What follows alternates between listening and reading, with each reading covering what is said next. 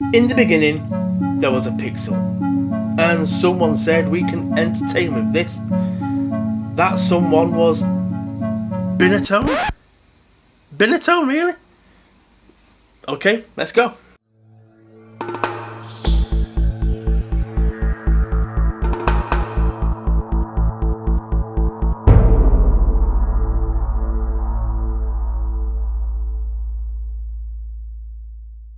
So yes, Binatone, not a name that would immediately spring to mind when you think about early gaming, so let me explain. Some time ago I decided to start my own collection of consoles and computers that were special to me. This was partially inspired by seeing other people's great collections on the internet and social media. And if you do follow people such as Lairds Lair, Nostalgia Nerd or Retro Man Cave, to name but a few, you'll see some great collections of computers and consoles. Now, I'm not suggesting that I will be collecting everything out there, and to be honest, I simply haven't got the room. Also, Mrs. Retrobite would probably have some strong words regarding this. Nevertheless, this got me thinking about the journey that I had taken through the gaming universe, and the fact that I was actually a Generation 1 gamer. So with this in mind, I thought I would start to document this collection on video, specifically from my own point of view, and it seemed only obvious that I start my odyssey at the beginning where it all started for me. So here goes. If you were in the UK back in the day, like me, your first experience with a Generation 1 home games console was probably one of these. It's a Binatone TV Master Mark IV, and it literally was my first experience of home gaming back in the late 70s. And as I said in a previous video, it wasn't actually bought for me, as it was bought for the family and mainly my older sisters. I don't even have any memory of it being bought. I'm just aware that it was there in the cupboard. So what exactly is this thing? Well, basically it's a Pong clone based on the popular arcade cabinet from the early 70s, which itself was based on the first commercial home video console, the Magnavox Odyssey from 1972. This home console version is from approximately 1977, and it's licensed by Magnavox, who were already a big player by this stage. However, despite its colourful design, this model only displays in black and white, although colour versions were available in what was ultimately a series of consoles, which included versions with a couple of shooting games that came with a light gun. The final version to be released was the Colour Mark X, again in 1977, which included 10 games of a familiar style of gameplay. To be honest though, by 1977 the first second generation consoles were already starting to come to the market, such as the Fairchild Channel F. However, unlike consoles of later years, there is no removable medium here. All four games, which are tennis, football, squash and practice, are native to the system, and you simply choose which game you want to play by using the selector.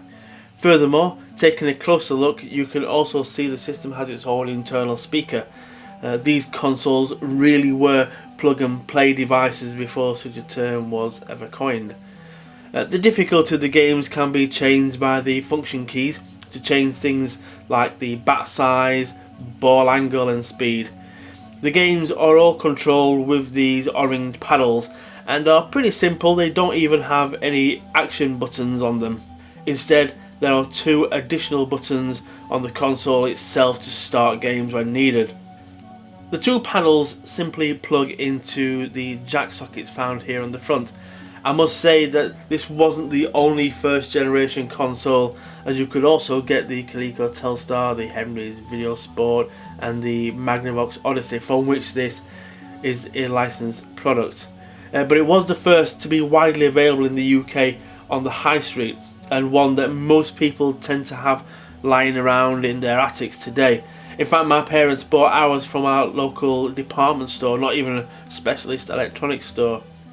In fact, this one that I bought recently still surprisingly has its original handwritten receipt dated in 1978 and priced at £14.95, which I think is around, if I work it out right, to be about £80. I had to show you this. I just think it's amazing.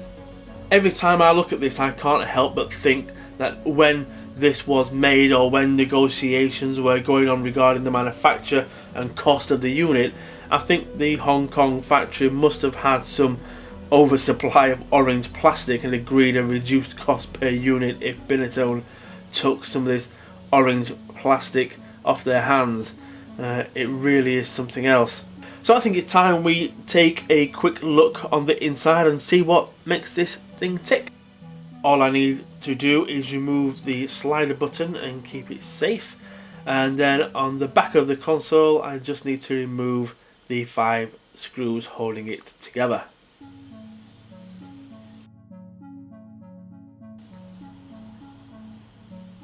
Now, I'm no electronics trained wizard, so please bear with me, as I don't want to rush and snap the 40-plus-year-old screw threads.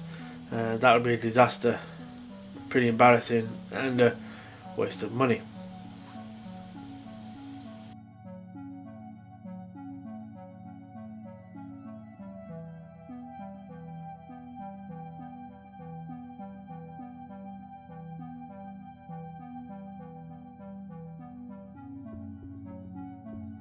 So upon removing the screws and carefully removing the cover, there really isn't much to it, to be honest.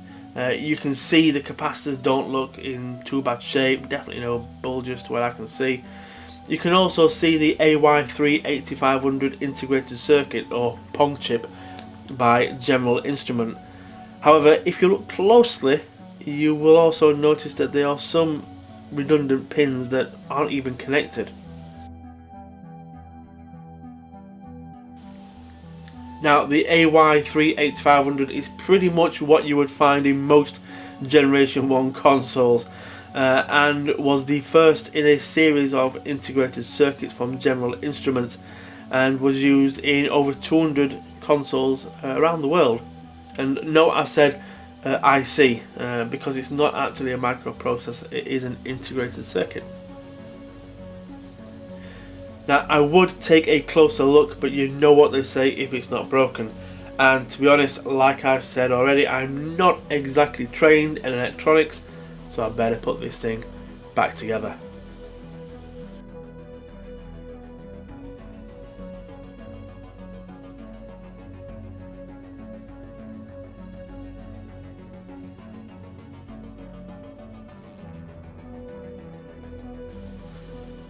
You can run the TV Master off mains or HP2 D-cell batteries, and when I got this it was supplied without a power supply, but as I already have a multi-volt power supply, we should be fine.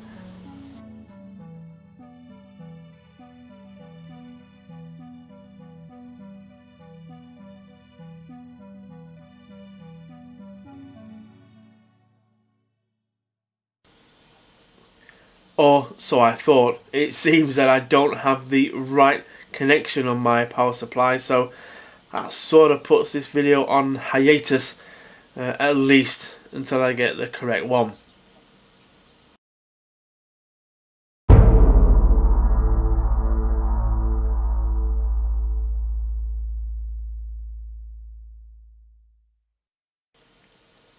Well, here we go again. With the help of an Amazon Prime delivery. I hope this is the right power supply this time, so let's unwrap it and plug it in and see what we get. You may have already noticed that there is no power light on the Mark IV, but if I just insert the power supply into the side and switch on the console, we should get that familiar ping pong beep that tells us this is indeed switched on.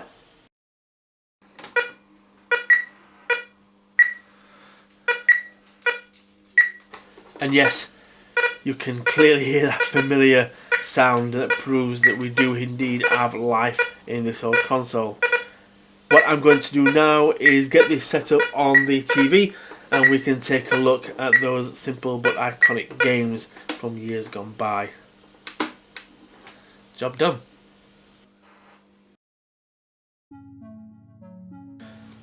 Also, I thought, as it's here that we hit a snag.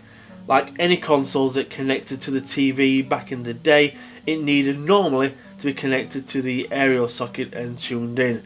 However, no matter what TV I tried the Mark IV on, I could not get it tuned in. Now, this isn't necessarily a fault, as modern TVs often still have an analog tuner. It just seems that the weak RF signal in this console just isn't strong enough.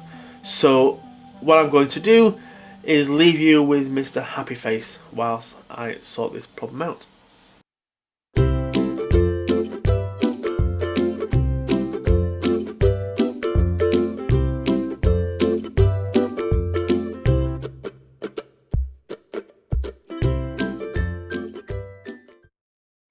Okay, I'm back, and I had some real problems with this.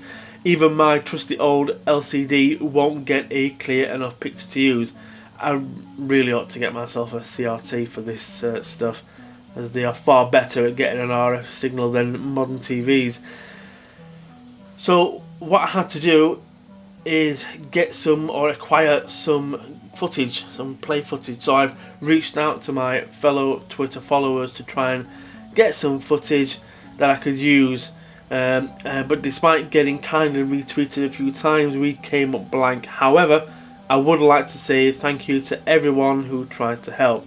Anyway, I have managed to get some footage, so here goes.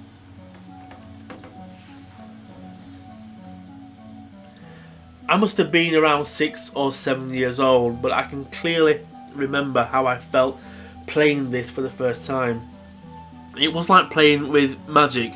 I was too young to understand how it worked and the principle behind it, but I was simply just able to interact with the TV screen, and it was mind-blowing.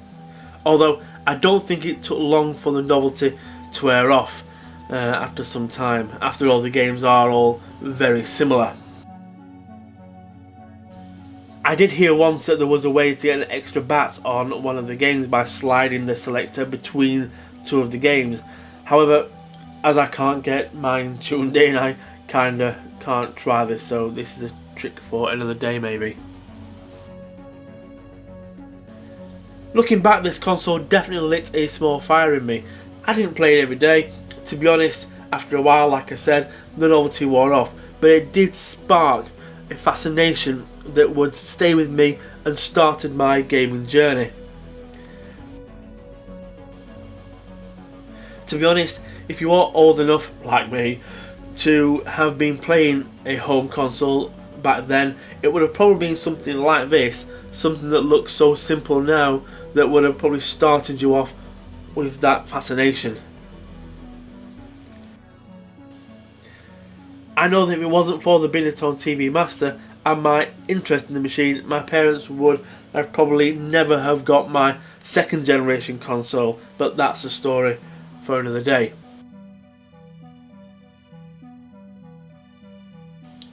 So, are you a Gen 1 gamer? And what was your first experience of home gaming? Let us know in the comments below.